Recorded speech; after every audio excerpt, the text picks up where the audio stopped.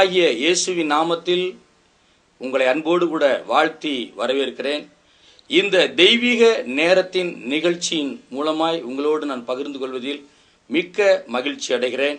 20ஆம் நூற்றாண்டின் அப்போஸ்தலரும் தீர்க்கதரிசியுமாய் இருந்து வருகிற பேராயர் தனபால் ஐயா அவர்களை தேவன் உலகம் முழுவதிலும் வல்லமையாய் பயன்படுத்தி கொண்டு வருகிறார். இவர் மூலமாய் 500க்கும் மேற்பட்ட திருச்சபையின் போதகரின் கண்காணியாகவும் 200க்கும் மேற்பட்ட ஆதரவற்ற குழந்தைகளின் தகப்பனாகவும் 200க்கும் மேற்பட்ட வயோதிகரின் மகனாகவும் தேவன் இவரை வல்லமையாய் உலகம் முழுவதிலும் பயன்படுத்தி கொண்டு வருகிறார். இந்த நாளிலும் இந்த தெய்வீக நேர நிகழ்ச்சி மூலமாய் அநேகர் சுகமடைந்தும் பலனடைந்தும் உங்கள் இல்லத்திலே இந்த தெய்வீக நேர நிகழ்ச்சியை கண்டு பயனடையும்படி உங்களை அன்போடு கூட வாழ்த்தி நாங்கள் வரவேற்கிறோம்.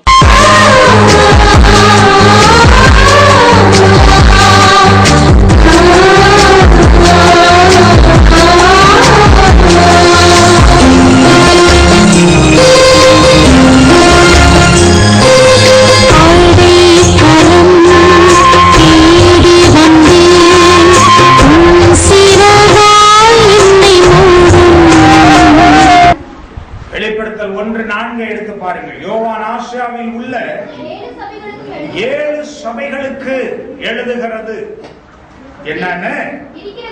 இருக்கிறவரும் இருந்தவரும் வருகிறவருமானவராலும் அவருடைய சிங்காசனத்திற்கு முன்பாக இருக்கிற 7 ஆவிகளை கொண்டு 7 ஆவிகளால் 7 சபையோடு தேவன் பேச விரும்புகிறார். சபைகளுக்கு 7 ஆவிகளை அனுப்பிவிட்டால் தான் சபையில ஒரு சீர்திருத்தம் உண்டாகும் சொல்லி அங்கே அப்போஸ்தலர் யோவான் பரிசுத்த ஆவியானவரால் வெளிப்பாடு பெற்றிருக்கிறார். இந்த 7 ஆவி என்ன ஆவி? ஏசாயா தீர்க்கதரிசன புத்தகம் 11ஆம் அதிகாரம் 2வது வசனம், ஞானத்தையும் உணர்வையும் அருளும் ஆவி. நம்பர் 1. அப்புறம் எத்தனை ஆவியாச்சு? ஆலோசனையும் 4 ஆவி ஆயிட்டா. அப்புறம் அறிவையும் எத்தனை ஆவி? 6 ஆவி ஆயிட்டா. அறிவு, கர்த்தருக்கு பயப்படுகிற பயத்தின் ஆவி. இந்த 6 ஆவி, இன்னொரு ஆவி கர்த்தருடைய ஆவி. 7 ஆயிட்டாயா? இந்த 7 ஆவிகள்ல இன்னைக்கு எந்த ஆவியை நம்ம பெற்றுக்கிற போறோங்கிறதா இப்ப கேள்வி. 7 ஆவிகளை கொண்டு 7 வகையான திருச்சபைகளுக்கு அங்கே வெளிப்படுத்துற விசேஷத்திலே மறுமலர்ச்சியை உண்டாக்கினார், எழுப்புதலை உண்டாக்கினார், எச்சரிப்புகளை உண்டாக்கினார், ஒரு ரிவைவல் அங்கே எழுச்சியை உண்டாக்கினார், சபைகளை ஸ்திரப்படுத்தினார், சபைகளுக்குள் ஒரு உயிர்மீட்சியை உண்டாக்கினார். இந்த 7 சபைகளையும் சீர்திருத்தம் செய்தார். சபைகள் சீர்திருத்தப்படுத்தப்படும்படிக்கு, சபைகளிலே எழுப்புதல் உண்டாகும்படிக்கு, சபைகளிலே ஜனங்கள் திருப்தி அடையும்படிக்கு, சபையிலே ஜனங்கள் ரட்சிக்கப்படும்படிக்கு, சபையிலே ஜனங்கள் சுகம் பெறும்படிக்கு, சபையிலே ஜனங்கள் ஞானத்தையும் அறிவையும் பெற்று வளர்ச்சி அடையும்படிக்கு, ஜனங்களுக்குள்ளாய் கர்த்தருடைய ஆவியானவர் கிரியை செய்ய வேண்டியது அவசியமாயிருக்கிறது. கர்த்தருடைய ஆவியானவர் கிரியை செய்யும் பொழுது ஒவ்வொரு தனிப்பட்ட மனிதனுடைய அனல் உண்டாக்கப்பட்டு ஆவியின் நிறைவினாலே பலத்தினாலே அவன் ஒரு மறுமலர்ச்சி அடைவான், ஒரு எழுப்புதல் அடைவான். அவனுக்குள் செத்த கிரியைகள் உயிர்ப்பிக்கப்படும்.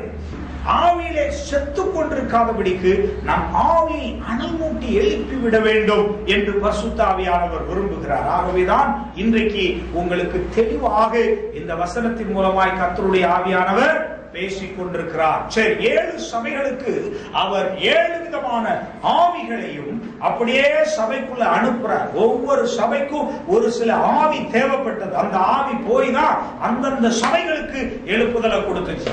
ஒவ்வொரு சபைக்கும் தேவையான ஆவியை தேவன் அனுப்ப விரும்புகிறார். அப்படி பார்க்கும் பொழுது வெளிப்படுத்தின விசேஷத்துல முதலாவது ஒரு சபையை வாசிக்கிறோம். 2ஆம் அதிகாரம் 7வது வசனம் வாசிங்கள். எபேசு சபைக்கு தேவன் எழுத வேண்டியது. 7வது வசனம், ஆவியானவர். அப்போ எபேசு சபைக்கு ஆவியானவர் சொல்லுவது என்னவென்றால், காதுள்ளவன் முதல்ல கேள். ஜெயம் கொள்ளுகிறவர் எவனோ அவன் தேவனுடைய பரதேசியின் மத்தியில் இருக்கிற ஜீவ விருதத்தில் கனியை புசிக்க கொடுப்பேன். இப்பயே பரதேசியை அவனுக்கு கொடுத்துருவார். பாருங்க, நல்லா அழகா சொல்றார். இந்த 7 சபைக்கு ஆண்டவர் 7 ஆவிகளை ரெடி பண்ணி வச்சிருக்கார். 7 ஆவி முதல் உள்ள வந்தா என்ன மாதிரி இருக்குன்னு பாருங்க. பரிசுத்த ஆவியானவருக்குள்ள வந்தா இத கண்டுபிடிக்க தெரியாது. ஆனா உள்ளத்துக்குள்ள இந்த ஆவி போயிடும். பாம்பு, பள்ளி, எறும்பு எல்லாம் இந்த தரையோட சரி இதுக்குள்ள வந்து கல்ட்டா பண்ணிட்டு போயிடும். ஆனால் பரிசுத்த ஆவியானவர் உள்ள வந்ததே தெரியாது. அவர் நேர இருதயத்துக்குள்ள போய் உட்கார்வாரு. இருதயத்துக்குள்ள போய் உட்கார்ந்துருவார். அங்க உட்கார்ந்து உங்க இருதயத்தினுடைய நினைவுகளையும் யோசனைகளையும் என்ன செய்வார்? வகையறுப்பார்.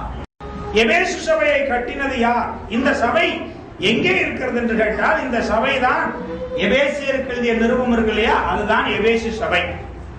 எபேசு என்று சொல்லக்கூடிய இந்த நாட்டில் இருக்கிற இந்த புரஜாதிகளுக்கு பிரசங்கிக்கப்பட்டு புரஜாதிகளின் மத்தியிலே இயேசு கிறிஸ்துவை, இயேசு கிறிஸ்துடைய அன்பை, இயேசு கிறிஸ்துடைய அன்பின் விசுவாசத்தை, ரட்சிப்பை புரஜாதிகளுக்கு எடுத்து சொல்லி புரஜாதிகள் ரட்சிக்கப்பட்டு எபேசு என்று சொல்லக்கூடிய நாட்டிலே ஸ்தாபிக்கப்பட்ட கிறிஸ்து இயேசுவின் சபையை தான் எபேசு சபை என்று சொல்வார்.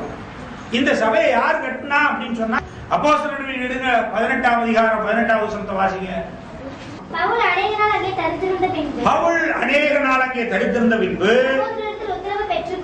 சகோதரரிடத்தில் உத்தரவு பெற்றுக்கொண்டு அவனுக்கு ஒரு பிரார்த்தனை உண்டாயிருந்தபடினால் கெங்கிரேயா பட்டணத்தில் தலைச்சவரம்னு உங்களுக்கு சொன்னா விளங்காது, மொட்டையடிக்க போகும்போது கப்பல் ஏறினான். யாரே? பிரிஸ்கில்லாவும் ஆக்கில்லாவும் யார் கூட போறாங்க? பவுல் கூட பயணம் பண்ணி போய் கொண்டிருக்கும் போது எபேசு பட்டணத்திலே பவுல் இவர்களை, நீங்கள் இங்கே கொஞ்ச நாள் தங்கியிருங்கள், நான் மொட்டை போட்டுட்டு வந்துடுறேன் கிளம்பிட்டார். சரியா? இது சரித்திரம். இப்படி பிரிஸ்கில்லாவும் ஆக்கில்லாவும் எபேசுல பவுல் விட்டுட்டு போன போது, எபேசு நாட்டுல ரட்சிக்கப்பட்ட பிள்ளைகளுக்கு என்ன வேலை?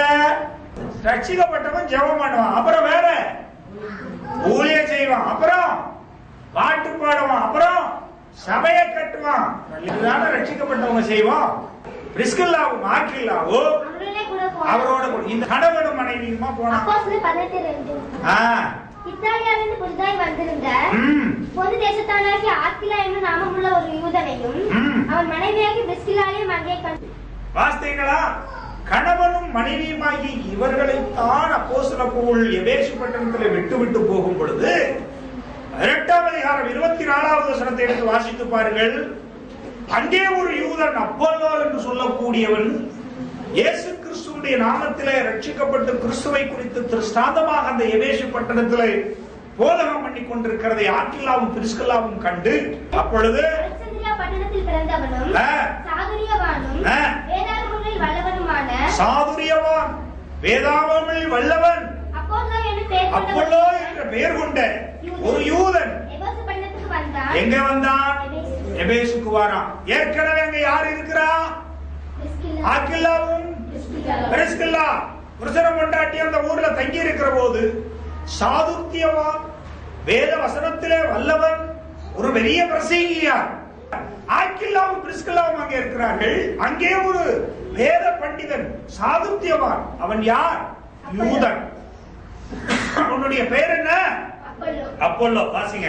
ஜெபயானத்தில் தைரியமாய் பேச தொடங்கின போது ஆக்கில்லாவும் பிரிஸ்கில்லாவும் அவன் பேசுவதை கேட்டு அவனை சேர்த்துக்கொண்டு தேவனுடைய மார்க்கத்தை அதிக திட்டமாய் அவனுக்கு விவரித்து காண்பித்தார்கள். பின்பு அவன் அகயா நாட்டுக்கு போக வேண்டும். அங்கே ஆக்கில்லாவும் பிரிஸ்கில்லாவும் இந்த யூதரோடு கூட சேர்த்து கொண்டு அந்த தேசத்திலே இயேசு கிறிஸ்துவை குறித்து திருஷ்டாந்தமாக பிரசங்கம் பண்ணி இந்த எபேசு தேசத்திலே கர்த்தருக்குள் ஜனங்களை வழி நடத்தினார். ஜனங்கள் ரட்சிக்கப்பட்டார்கள். ஜனங்கள் எழுப்புதலிலிருந்து அந்த ஊரிலே எபேசுல சபைகள் ஸ்தாபிக்கப்பட்டது. இப்ப புரிஞ்சுக்கிட்டா உங்களுக்கு? எபேசு சபை வெளிப்படுத்தலில் சொல்லப்பட்ட இந்த எபேசியர்கள் இந்த சபையானது அப்போல்லோ, ஆக்கில்லா, பிரிஸ்கில்லா என்று சொல்லக்கூடிய இந்த மூவராலும் அந்த பட்டணத்தில் இயேசு கிறிஸ்துவின் திருச்சபைகள் ஸ்தாபிக்கப்பட்டது. சிலர் சொல்லுவாங்க அப்போஸ்தலர் கட்டினார், பவுல் இதுல மறுமலர்ச்சியை ஏற்படுத்தினவர். இவர்கள் 3 பேரும் சபைகளை கட்டி ஸ்தாபித்த போது பவுல் எங்க போயிருக்காரு சொல்லுங்க? முட்டவோட போன பவுலுக்கு விஷயங்கள் தெரிந்தது. அவர் ரொம்ப சந்தோஷப்பட்டார். ஆஹா, என் பிள்ளைகள் அங்கே ஒரு சபை என்ன செஞ்சிருச்சு, கட்டிருச்சு. எபேசில ஜனங்கள் இயேசு கிறிஸ்துவை குறித்து திருஷ்டாந்தப்படுத்தி சபைகள் ஆரம்பிக்கப்பட்டதுன்னு அவர் ரொம்ப மகிழ்ச்சி. இப்படி கட்டப்பட்ட இந்த திருச்சபைகள் நன்றாய் ஆவியிலே, அன்பிலே, ஆழத்திலே, இயேசுவின் மேல் நம்பிக்கையிலே வளர்ந்த போது ஜனங்கள் அங்கே இருக்கக்கூடியதான அந்த பெண் தேவதை, என்ன தேவதை பேர் என்ன? தியானாள் என்று சொல்லக்கூடிய ஒரு பெண் தேவதையை இந்த ஜனங்கள் என்ன செய்தார்கள்? எபேசுடைய நாட்டு மக்கள் அங்கே வளர்த்தார்கள், வணங்கினார்கள். அப்படி வணங்கிக் கொண்டிருந்த இந்த காலகட்டங்களில் இந்த பெண் தேவதை வணங்கக்கூடிய இந்த காலகட்டங்களில் மிகப்பெரிய எழுப்புதல் இந்த ஆக்கில்லா, பிரிஸ்கில்லா, அப்போல்லோவால் அந்த சபைக்கு ஏற்பட்டது. அந்த பெண் தேவதை பயங்கரமான தியானாள் என்று சொல்லுகிறவள், பழிக்கு பழி வாங்குகிறவள். இந்த பெண் தேவதையை சிலை வழிபாடுகள் செய்து கொண்டிருந்த போது ஜனங்கள் அவைகளை விட்டுவிட்டு இயேசு கிறிஸ்துவை அன்பினால், இயேசுவின் மேல் இருந்த தாகத்தினால், பக்தி வைராக்கியத்தால், விசுவாசத்திலே வளர்ந்து வைராக்கியம் உள்ளவர்களாய் அவர்கள் எழுப்பினார்கள். இயேசுவின் மேல் அன்பை வைத்தார்கள். இயேசு கிறிஸ்து தம்முடைய அன்பினால் அவர்களை ரட்சித்தார். இப்ப எபேசியர்களுடைய நிருபத்தை திரும்ப, அதனால திருப்பிக்கோம். இந்த அன்பினால் ரட்சிக்கப்பட்ட இந்த திருச்சபைகளுக்கு மத்தியிலே இமனையும் அலெக்சாந்தரும் என்று சொல்லக்கூடிய 2 கள்ள தீர்க்கதரிசிகள், கள்ள போதகர்கள் எழும்பி இந்த புரஜாதிகள் என்று அழைக்கப்படுகிற யூதர்கள் அல்ல, இவர்கள் எபேசுப்பட்டிருந்ததுல இயேசுவை அறியாத ஒரு விக்கிரக ஆராதனையின் மக்களை, அவர்கள் ஜனங்களை ரட்சித்த இந்த ஜனங்களுக்குள் அவர்கள் வந்து, இயேசுவை நீ அந்த கோயிலுக்கு போகாத, இயேசுவை இப்படி கூடாத, இப்படி நீ விசுவாசத்துல வேண்டாம், பாவம் செஞ்சா போதும், ஒரு கோழி அடிச்சு, ஒரு மாட்டை அடிச்சு, சோத்தை போட்டு 1000 பேர் கண்ணதானம் பண்ணிரியா, பாவம் தீர்ந்துரும், நீ ஏன் இப்படி கோயில போய் அப்படி இப்படின்னு கும்பிடுற அப்படின்னு சொல்லி கள்ள உபதேசங்களை அந்த ஜனங்களுக்குள் பரப்பினார்கள். அப்போ எபேசு சபையில 5 பேர், 3 ஹீரோ, 2 வில்லன். வில்லனுக்கு பேர் என்ன? இமனேயும் அலெக்சாந்தரும். ஹீரோ யாரு? Aquila, Priscilla, Apollo. பாத்தீங்களா, ஒருத்தவங்க சபை கட்டுறவங்க, ஒருத்தவங்க சபையை உடைக்கிறவங்க. இந்த 2 பேரும் யாரு எங்க இருப்பாங்கன்னா ஒரே நாட்டுக்குள்ளதான் இருந்தாங்க, எபேசு நாட்டுக்குள்ள. அது போல இன்னும் சபையை கட்டுற ஆளும் இருக்கும், சபைய உடைக்கிற ஆளும் இருக்கும். சபையை கட்டுற ஆவியும் வேலை செய்யும், சபையை உடைக்கிறதுக்குரிய ஆவியும் வேலை செய்யும். ஆனா உங்களுக்கு தெரியாம நம்மளை உடைச்சுக்கிட்டு இருப்போம். சபையில இருக்கிறாலும் தங்களை தாங்களே கெடுத்துக்கிறது. எதனால? கள்ள உபதேசங்களை கேட்கறதுனால, கள்ள போதகர்களுக்கு செவி கொடுக்கிறதுனால. உங்களுடைய சபையின் போதகர்களை உங்க வீட்டுக்குள்ள ஏத்துக்கிறாம மற்ற போதகர்களுக்கும் இடம் கொடுக்க அனுமதி கொடுக்கிறதுனால வர வினைகள் இதெல்லாம். நாங்க கூட சொல்லுவோம், எந்த பாஸ்டர் வந்தாலும் ஜோம் பண்ணிட்டு போட்டுமா விடுங்க. ஆனால் அப்படி ஜோம் பண்ணிட்டு போகிற பாஸ்டர்கள்ல ஒரு காலம் வரும்போது திடீர்னு உங்களுடைய வாழ்க்கையில அப்படி வர்றதுனால இடரல்கள் வருகிறது. அதை தெரிஞ்சுக்கோங்க. ஆகவேதான் இங்கே ஆக்கில்லா, பிரிஸ்கில்லா, அப்போல்லோ ஸ்தாபிக்கப்பட்ட சபைகளிலே இமனையும் அலெக்சாந்தரும் அதே ஊருக்குள் எழுப்பி உபதேசங்களில் மாறுபாடுகளை ஜனங்களுக்குள் சொன்ன போது இயேசு கிறிஸ்துவின் மேல் வைத்திருந்த உண்மையான அன்பு, உண்மையான thirst, உண்மையான தாகம் ஜனங்களுக்குள் குறைந்து அவர்களுக்கு இருந்ததான எழுப்புதலின் ஆவி செத்து போனது. அவர்கள் ஆவியிலே செத்தவர்களாய் இருந்தார்கள். ஏதோ சபைக்கு போவோம் வருவோம், அவ்வளவுதான். நினைச்சா போ, இல்லை என்றால் இன்னொரு சபைக்கு போவோம் என்ற ஒரு மனப்பக்குவத்துக்கு வந்த இந்த காலகட்டங்களில் ஆக்கில்லா பிரிஸ்கில்லாவால சாதிக்கப்பட்ட இந்த சபையினுடைய அந்த ஒரு செத்த அனுபவம், உயிர்மீட்சின் அனுபவம் மற்ற போது அவர்கள் இப்படிப்பட்ட சந்தர்ப்பத்திலே குழம்பி போய் ஜனங்கள் தேவ அன்பை விட்டு வழிவிலகி போய் இருந்த போது உடனடியாக இந்த செய்தி யாருக்கு போகிறது?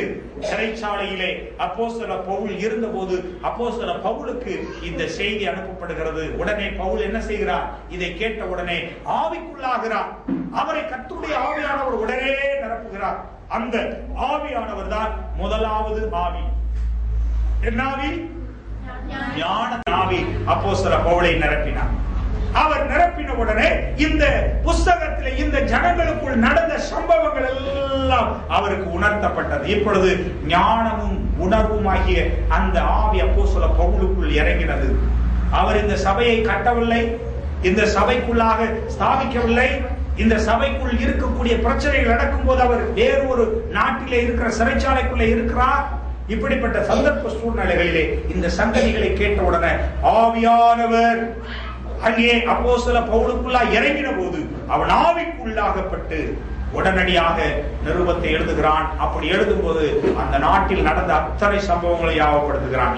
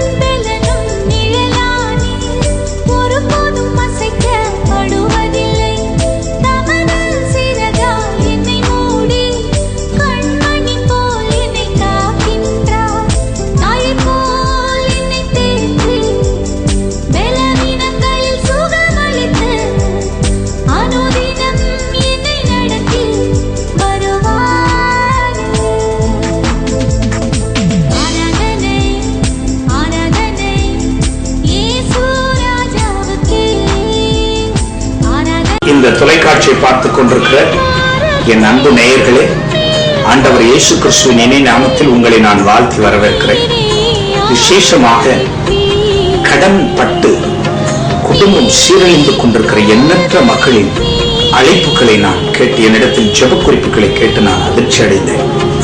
கடன் நிமித்தமாக கண்ணீர் வடித்து குடும்பத்தை அழித்துக் கொண்டிருக்கிற இந்த அந்த மாபெரும் பொல்லாத பயங்கரமான போராட்டத்தில் இயேசு உங்களுக்கு விடுதலை கொடுக்க போகிறார்.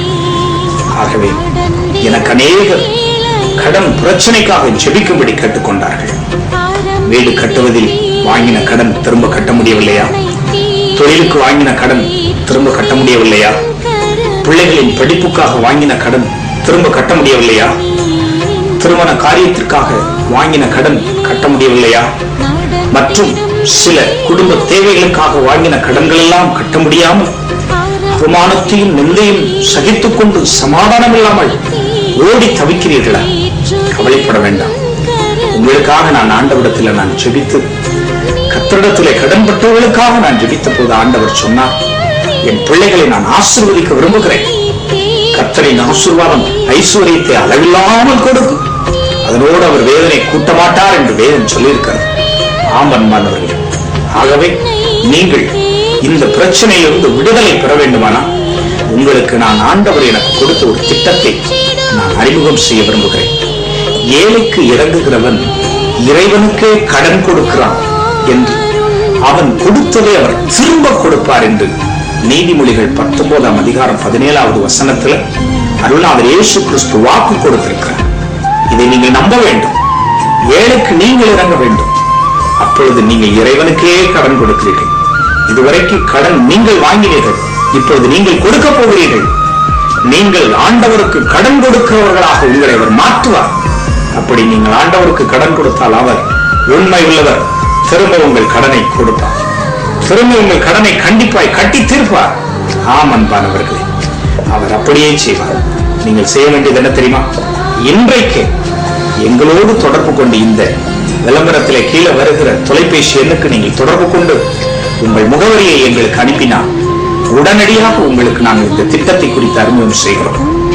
இதை குடும்பத்தோடு நீங்கள் பங்காளர்களாக இணைந்து கொள்ளும் போது உங்கள் பெயரை, உங்கள் முகவரியும், எதற்காக கடன்பட்டது என்பதையும் நீங்கள் எழுதி எங்களுக்கு தெரியப்படுத்தும் போது அதை நாங்கள் கர்த்தரின் சமூகத்தில் வைத்து ஏறாமல் பாகால் உங்களுக்காக ஜெபிக்க போகிறோம்.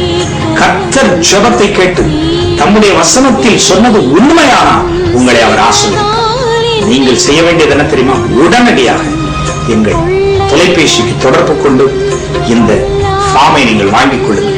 அதோடு கூட இந்த திட்டத்தில் பங்காளராக சேர்வதற்குரிய முழு விவரங்களையும் நாங்கள் அனுப்பி வைக்கிறோம்.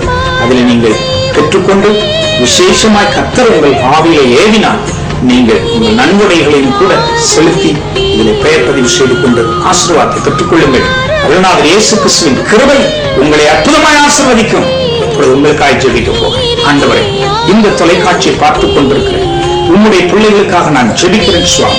உம்முடைய மனதுருக்கம் இப்பொழுது இந்த ஏழைக்கு இறங்குகிறவன் இறைவனுக்கு கடனளிக்கிறான் என்ற திட்டத்திலே உம்முடைய பிள்ளைகள் பங்காளர்களாய் சேர்ந்து கொள்ளும்படி வசனத்தின்படி இந்த பிள்ளைகளை நீர் ஆசீர்வதிப்பீராக. கர்த்தரின் ஆசீர்வாதம் ஐஸ்வர்யத்தை தரும் என்று சொன்னீர். இதோ கடன்பட்ட ஒவ்வொரு உள்ளங்களும் இப்பொழுது திடப்படுத்தப்படுவதாக. கடன்கள் மாறட்டும். கர்த்தருடைய வட்டி கடன்கள் எல்லாம் இல்லாமலாக்குகிறார். ஆமாப்பா, இப்படி செய்ய போவதற்காக ஸ்தோத்திரம். பங்காளர்களாய் இணைய விரும்புகிற அநேக பிள்ளைகள் இந்த தொலைக்காட்சியை பார்த்துக் கொண்டிருக்கிறார். அவர்கள் மேலும் உடைய மனதுருக்கம் கண்டிப்பாய் கடந்து வருவதாக. இவர்களுக்கு நான் விசேஷமாக வியாதிக்காய் அல்ல, கடன் பிரச்சனைக்காக நான் ஜெபிக்கிறேன். அவைகள் மாறட்டும். இவர்கள் கர்த்தருக்கு கடன் கொடுக்கிறவர்களாக மாறி மற்றவர்களுக்கு கொடுக்கிறவர்களாகவே மாற்றுவீராக. ஆசீர்வதியும் ஆசீர்வதியும். இயேசு கிறிஸ்துவின் நாமத்தில் ஜெபிக்கிறோம் நல்ல பிதாவே. ஆமென், ஆமென்.